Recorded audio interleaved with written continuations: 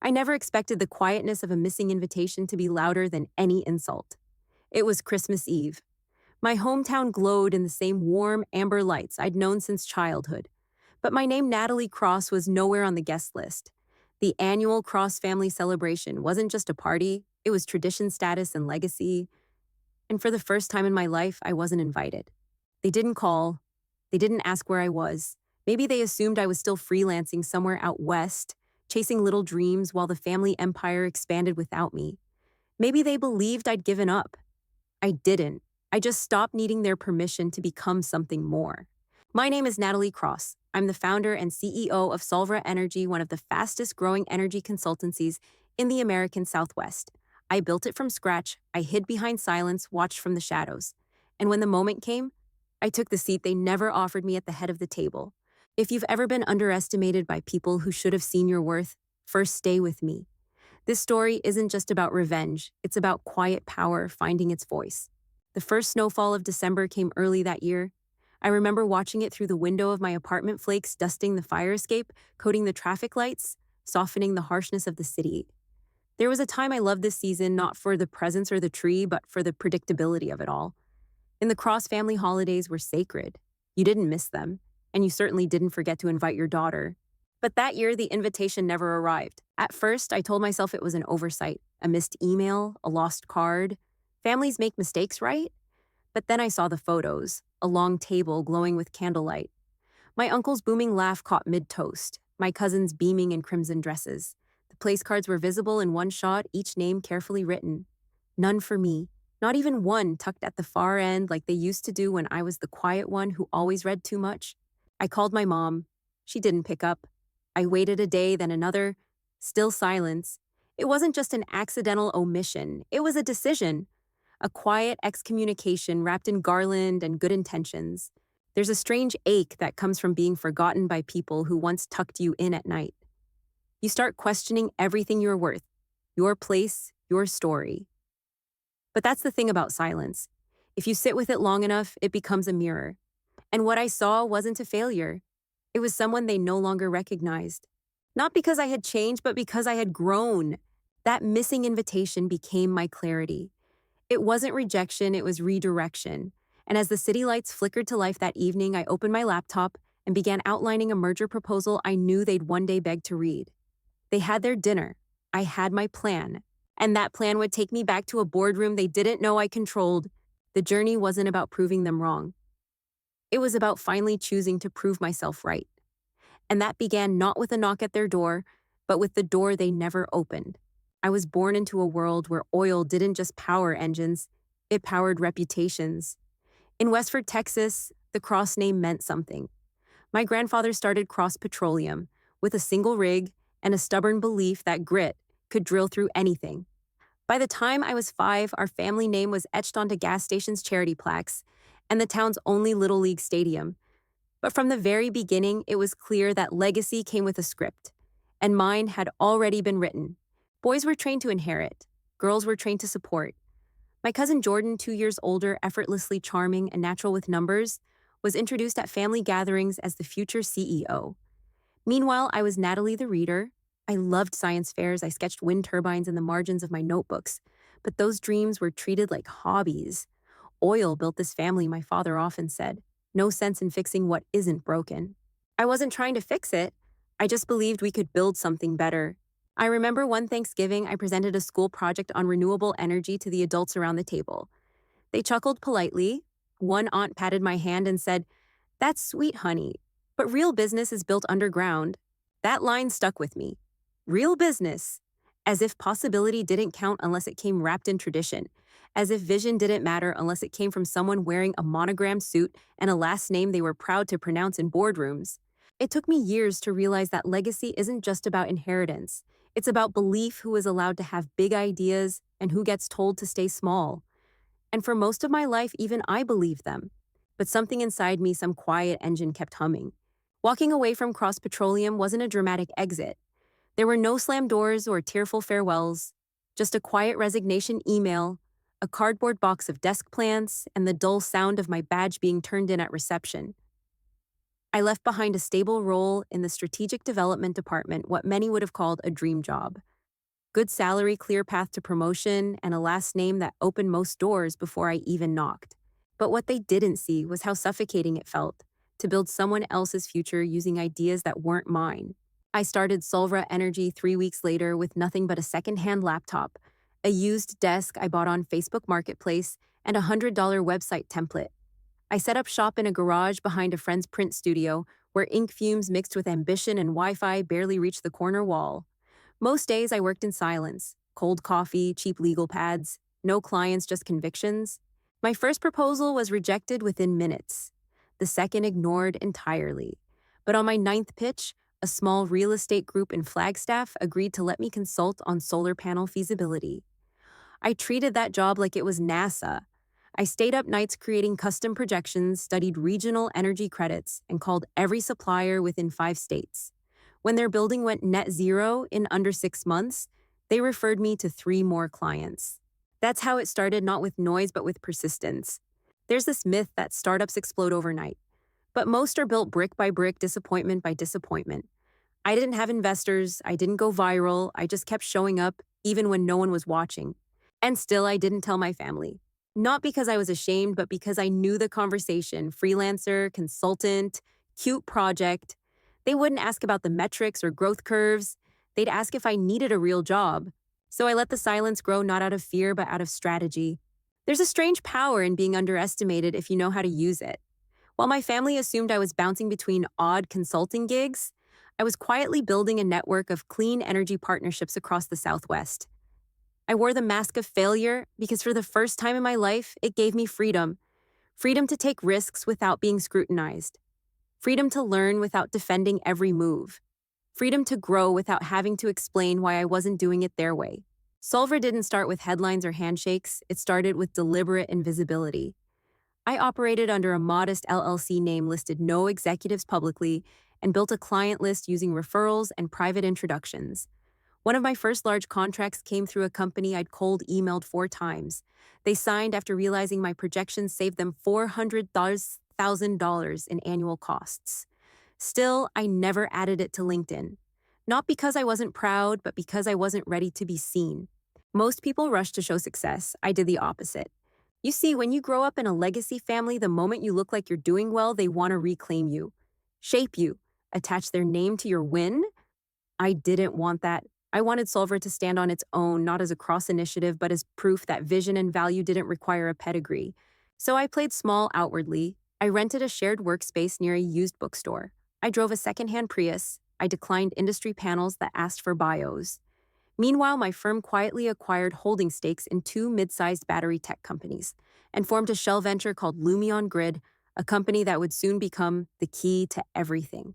Wearing the mask taught me this: people often believe what they can see, but power lives in what they overlook. I wasn't supposed to be at that dinner. The invite came late, a half-hearted group text from my cousin Ava, likely sent out of politeness, after my name came up during seating arrangements. I almost declined. But something in me, curiosity maybe, wanted to see what had changed, or maybe to confirm what hadn't. The dinner was held at my Aunt Lee's ranch house, the same one we'd gathered in since childhood. Warm lights spilled across the lawn and laughter echoed through the windows. It was familiar in the way old furniture is comfortable but slightly out of place once you've grown. I wore a navy blazer and flats, not too formal, not too casual, neutral, like I'd trained myself to be around them. Inside, nothing had changed. Jordan, my cousin, still held court at the center of the room, charming, polished, perfectly rehearsed. He worked now as VP of Strategy at Cross Petroleum, a title I knew he didn't earn, but inherited. Between sips of red wine, he boasted about their upcoming merger talks with a renewable energy firm, something called Lumion Grid. "We're taking the company green," he announced proudly, as if reading from a press release. I nearly choked on my drink. Lumion Grid was mine. A shell company I built to explore merger opportunities without disclosing Solvra's name. It had no public face, no clear ownership. Yet here was Jordan bragging about courting a company I controlled, and he didn't even know it. The irony was sharp. My mother, seated next to him, nodded approvingly, completely unaware she was praising her daughter's strategy. I said nothing, just smiled and listened. It would have been easy to correct them, to stand and declare who I was, what I'd built, and how they were negotiating a deal with the very person they once dismissed. But I didn't, because the room wasn't ready to hear it, and I wasn't ready to give them the satisfaction of acting surprised. Instead, I walked away that night with something far more powerful than validation leverage. I knew their blind spot now, and I knew exactly how to use it. The email arrived on a Tuesday morning, tucked between a quarterly earnings report and a vendor invoice. At first glance, it looked like any other inquiry subject line: clean body text, polite signature, crisp with corporate branding. But when I read the sender's name, I paused. Cross Petroleum, requesting a meeting with Lumion Grid CEO to explore strategic alignment. They had no idea who they were writing to. I sat back in my chair, sunlight pouring across my desk. My assistant Emma peeked in moments later, coffee in hand. "Do they know?" she asked softly. I shook my head. Not yet. That email confirmed what I already suspected: they were desperate.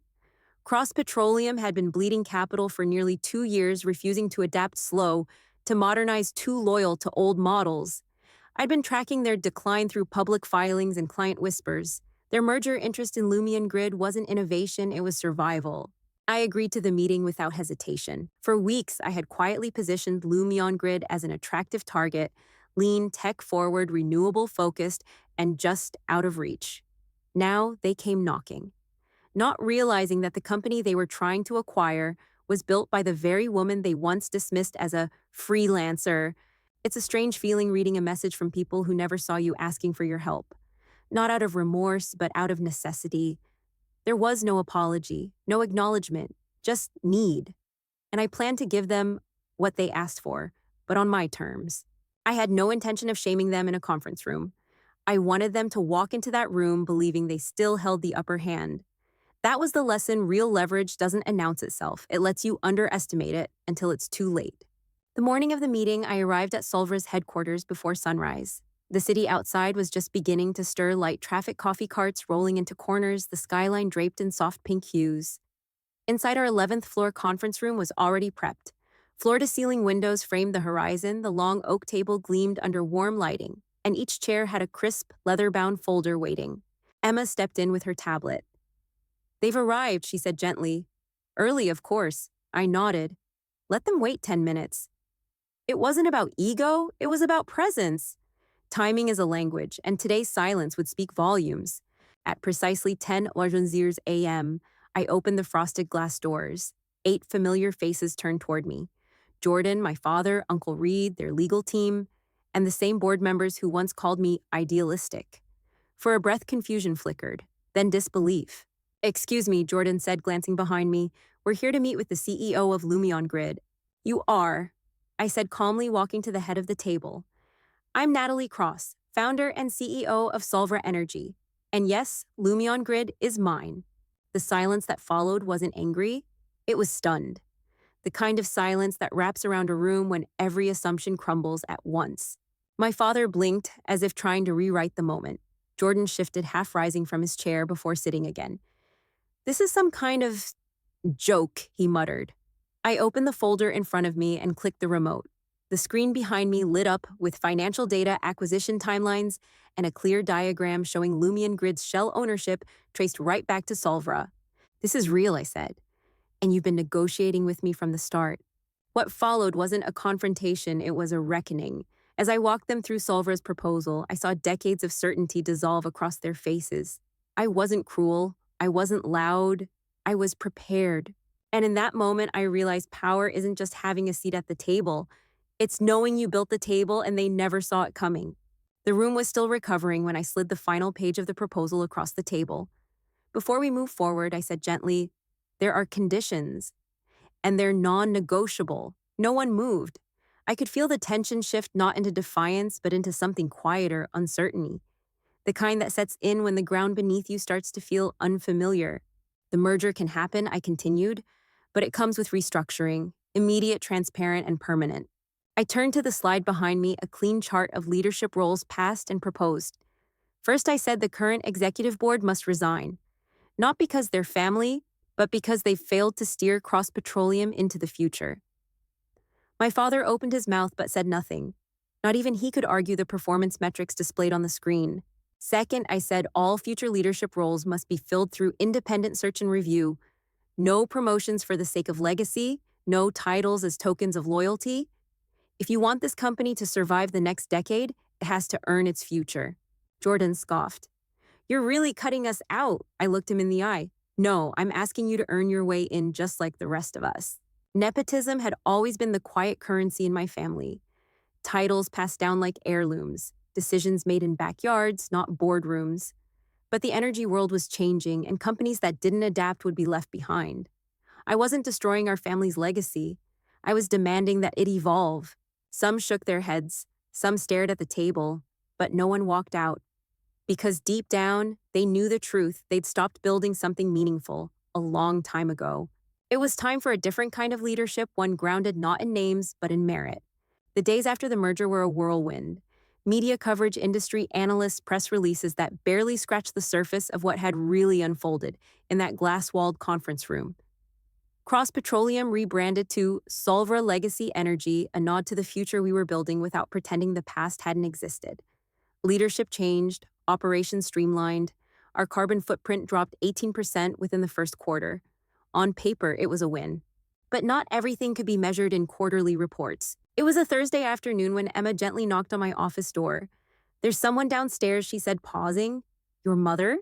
The words hung in the air. I hadn't seen her since that Christmas dinner 2 years ago. The one where she didn't speak up, didn't stop them from dismissing me, didn't follow when I walked out. For a moment, I debated asking Emma to turn her away. But curiosity, soft, reluctant, won. She stepped in slowly, eyes scanning the room like it belonged to someone else. This is more than I imagined, she whispered, her voice tight. I nodded once. It had to be. She sat her hands twisting in her lap. Your father's not well. Jordan lost his position. The family, it's unraveling. I let the silence stretch between us. I didn't want guilt. I didn't need closure. But something in her expression wasn't just regret, it was realization. I came because I think we misunderstood you, she said. We thought you were running away, but really you were building something we couldn't see. That was the problem, wasn't it? They couldn't imagine a version of me that didn't fit their map. So when I stepped off their path, they assumed I was lost. But I wasn't. I was choosing to draw something entirely new.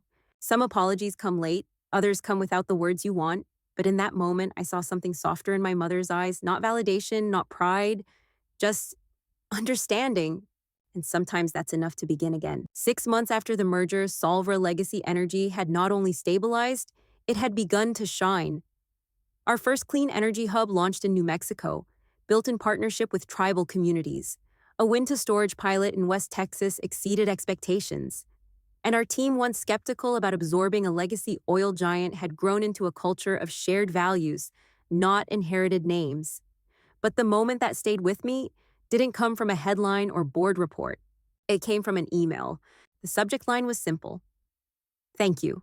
The sender, Ellie Cross, Jordan's younger sister, barely 24, often overlooked at family events, always listening more than she spoke.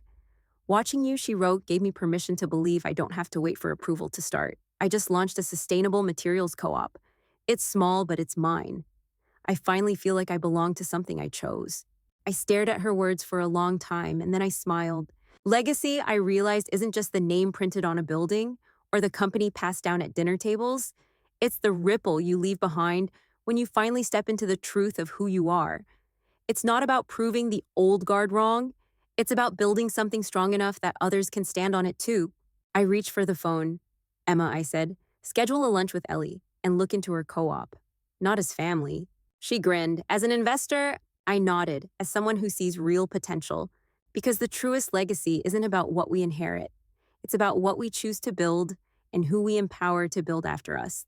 Now, if this story reminded you of a time you were underestimated, or a time you proved someone wrong, not with anger, but with action, leave a comment below. And don't forget to subscribe, because quiet power has a voice. And stories like this one, they're just getting started.